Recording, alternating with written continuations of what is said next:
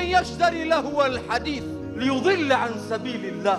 Na kuna watu katika ummati Muhammadin sallallahu alayhi wasallam wenye kwenda kununua upuuzi wa maneno, upuuzi wa mazungumzo. Ibn Abbas anasema aya hii imetelemka, wallahi hiya alghina. Anasema wallahi aya hii imekusudia nyimbo.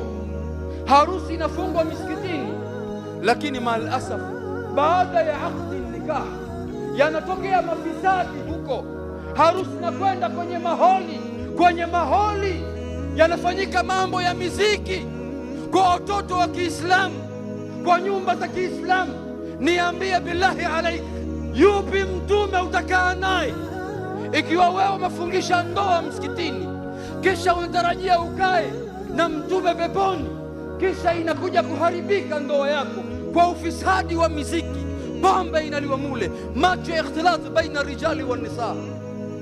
Ipi hijabu watavaa binti wa Kiislamu, kisha kwenye maharusi wanapita wanakashfiwa, mke wa fulani, dada wa fulani. Tumeharibu kukaa maia ya mtume, kukaa na mtume Muhammadin sallallahu alayhi wasallam, kwa sababu tumetawaliwa na wanawake. Marijali wa kweli hawawezi harusi zao na bahati waliobahatika ya kukaa karibu na mtume kisha yeje haribiwe na wanawake. Huwezi kuwapata warijali wa namna hii aliowataja Allah, minal mu'minina rijalun sadaqu ma ahadullah alayhi. Huwezi kuwapata marijali aliowataja Allah, arrijalu qawwamuna ala nisa, kisha maamuzi ya harusi zao zikapangiwa na wake zao. Muislamu hakukalifishwa, hakulazimishwa akae na mwanamke mchafu kiasi hiki ambaye hakubali maadili ya Uislamu. Ndio maana tunaomba dua hazikubaliwi. Tutahadhari na nyimbo katika majumba yetu.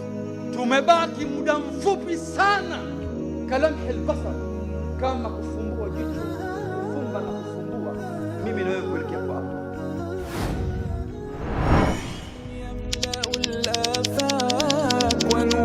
يبعث الأشواق وفي محاسن الأخلاق والقرآن.